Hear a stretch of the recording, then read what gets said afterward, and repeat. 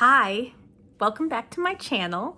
My name is Maddie, and today I want to talk about what I did differently this last month in May, and that is DNFing as my heart desires.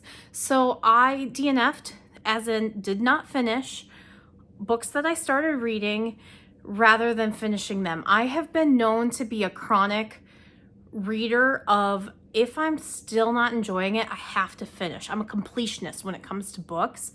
And this month I kind of was like, you know what? Even if they're arcs, even if I can't, I've read like 60%, and I'm not enjoying myself, I'm gonna quit. And maybe I'll pick it back up at some point, and some of these I won't pick up at all again. But it's just, I think, learning who I am as a reader and accepting that it's okay and that there are so many books out there. I mean, look at this back here. I have not read all of these books and I want to. So DNFing is okay. I mean, my biggest one that I think of like this year is Hellbent by Leigh Bardugo. I DNF'd that 60% in, and then I kind of skimmed the rest and I was like, yeah, this wasn't great, at least for me. And so that's kind of what I'm learning about myself through this process. And so I DNF'd as far as I can remember. There might even be more where I read a chapter and was like, this isn't for me. I DNF'd 8 books. And so I will just go through the list and kind of explain why. And if I would still say, yeah, pick it up. So I first DNF'd Gothic by Fracassee. This one is really hard for me. It read like kind of like The Shining by Stephen King, which I read last year for the first time. And I like some King, but I don't like everything. And I did not like The Shining. This one's about an author who receives a gift from his wife, and the gift kind of makes him start going insane. Or maybe it was not his wife, it was his girlfriend, a long time. But anyway, that's beyond the point. There was a really about 50% in, so this is a spoiler in case you want to read Gothic by Fracassee. Just skip a couple seconds here, but there was a really rough scene of assault against a woman, his partner, and she seemingly was like, oh, you're just really stressed, so it's okay. I forgive you because we've been together for 20 years. It's not okay. Like, SA is never okay. So I had a really hard time with it, especially because it was written from a man. And so I was like, not okay. And I just was like, great writing, but this was just too much for me. And I was okay letting that go. The next one that I'm struggling with, that I DNF'd it, but I was just so bored, and I DNF'd it at 60 or 70%, and that's Howl'S Moving Castle by Diane Wynne Jones. And I know that a lot of people love Howl'S Moving Castle, especially since Miyazaki Studio Ghibli did their own version of it. I was reading it so I could watch the movie with my friends. I've went through this phase when I was young where Studio Ghibli was just not my thing, and I was really kind of sassy about it. And my friends loved Hayao Miyazaki, and I just did not like the art style. I thought it was weird, and I was not interested, and I refused. I refused to watch it. And a couple months ago, maybe even just a couple years ago, I don't know. It's around this time in the last couple years where I've kind of reconnected with myself. I watched, what one was it? I watched Ponyo. I was like, what? This is awesome. And they're like, that's not even the best one. And so my friends have been telling me we need to watch the films together. So I am this weird person, and let me know if you are too, but I have to read a book before I watch the movie. I have to. So there's a lot of shows that I haven't watched because I haven't read the book. And the only one that I really haven't done that with is like the Game of Thrones, because the books just don't what is it? Don't interest me. I really struggle with fantasy. I'm getting into it, but it's still really hard, especially when they're long and dry. And so those ones just, I never did. I did enjoy the show, but I didn't read the books. And that was the only one that I really can think of off the top of my head. Otherwise, I like to read the book. And so, because I like to compare them. I'm just weird. Anyway, I tried to read this one. I'm still going to watch the movie because from what I understand, Howl's Moving Castle is very different from the movie and the book, and they basically just have the same character names. And I'm okay with that. But it wasn't for me for book-wise. I could not stand the character of Howl, but I know that a lot of people love the book, so I may pick it up and finish it and see if there's anything in the end of the book that's worth it. But for me, that one wasn't it for me. And the next one I have right here, it was The Hidden by Melanie Golding. And this one I still might pick up again. I didn't get very far in it. I think it's Selkies or mermaids, and it's kind of like a fantasy thriller, like mystery, murder mystery. But I'm not sure. I can't remember much of what happened. I think I read 2 or 3 chapters, and I wasn't in the mood. And that's basically what it is. I couldn't tell you anything else, but I've heard this one is really good. It's got Celtic mythology, with realism. So I do want to pick this one back up. I've heard good things about it. I've heard good things about Melanie Golding. And so this one I'm just kind of putting on the back burner for now, especially since I have a physical copy. The cover is the cover is everything, isn't it? Oh, okay. Maybe not everything, but it's beautiful. And so that one I do plan on picking back up. I know that this one, where was this one this one I heard about from the Currently Reading podcast. I think Meredith brought the book to the show, or no, was it Katie? I can't remember, but I know that I think they both read it. So this one I do plan on picking back up. Another one was A Crown of Glass and Ivy by Claire Legrand. So I read Sawkill Girls by Claire Legrand back in December, and I enjoyed it. There were parts where I was like, the ending lost me, and some of the things weren't the perfect. So I think I gave it like 3.5, 4 stars, but I really enjoyed it. I enjoyed her writing, and so I picked this one up as an advanced reader's copy from NetGalley, and I gave it half a book, and it was 200 or 300 pages that I read of it. And honestly, there were some interesting elements. It was a fantasy kind of romance. I guess it's pitched as like Bridgerton meets ACOTAR, which I love Bridgerton, the show. That's one. I can't read, I haven't read the books, but Bridgerton, I love the show because I love Shonda Rhimes. Grey's Anatomy for Life, early seasons. We won't talk about the fact that it's still going. Why is it still going? I stopped watching seasons ago. Anyway, Meredith's not even on it anymore, right? Okay. Another time.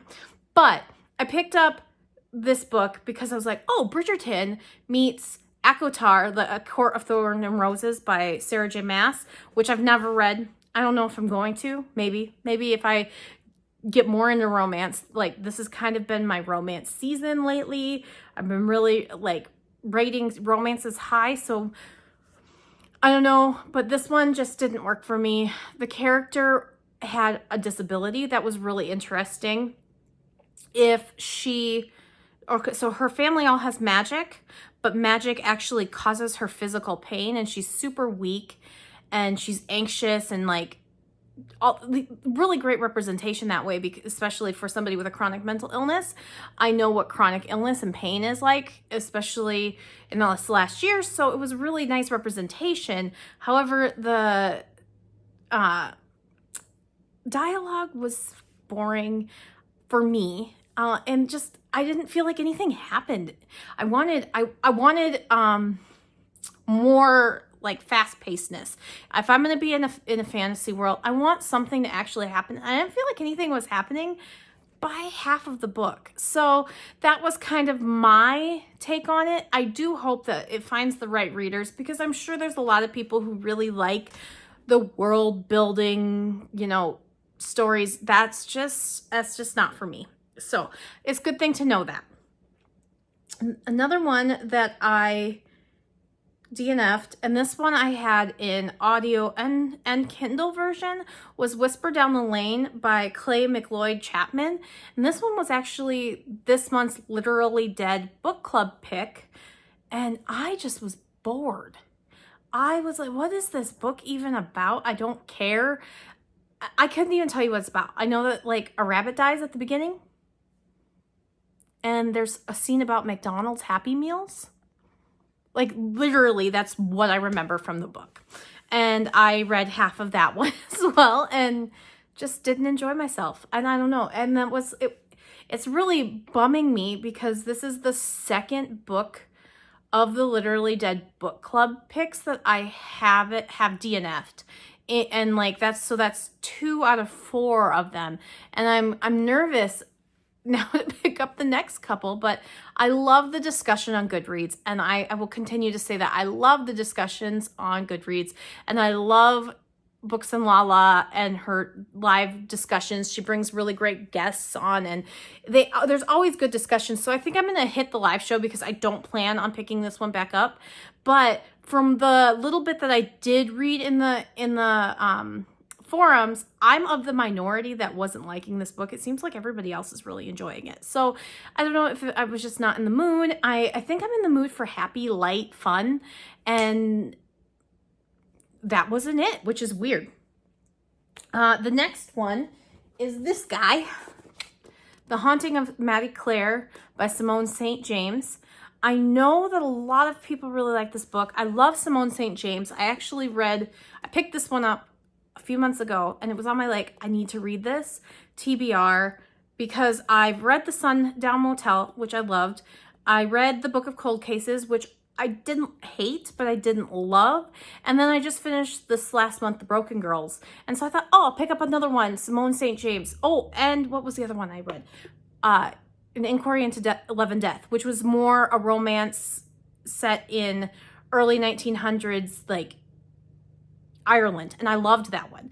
I think that one might be my favorite of all of them. But this one, I wasn't into the main character. I wasn't into the weird romance. This one I got, gosh, how far did I get into this? I think I got halfway through it. Again, halfway through. See, this is like the thing. I got into halfway, and I was just like, I knew this one because her old books, because this was a reprint of an old book, I knew that it was more romance, but I wasn't digging it. I wasn't digging the romance. It was weird, and the book is creepy. There's a creepy ghost that is angry, and I did want to know about that mystery, but I didn't want to know enough to continue. So another one I DNF'd. Really disappointed because I really love Simone St. James, but it doesn't take away my love of Simone St. James, and I will definitely pick up her books again. And then this one really bummed me out too because this cover is so beautiful. I think I DNF'd it in April, and then I tried to pick it back up again, and I got another chapter or two, and I DNF'd it again. Wayward by Amelia Hart. This one is just not what I expected. It's got 3 dual storylines about a family of witches and feminism, and they all are being taken advantage of by men. And so, I mean, if you like that kind of book, it just wasn't what I wanted from a witch book. I think a lot of people like to compare this one to Practical Magic. And I've seen Practical Magic, the movie, a long time ago. I never read the book. I wasn't interested in the book. And I'm seeing a theme here. No, that's why I read the books before I watch the movies. It's because once I watch the movie, I don't feel like reading the book. But this one, the cover for me was the best part. And I still love the cover so much that I'm really, really having a hard time unhauling this book and handing it off to somebody else who might like it.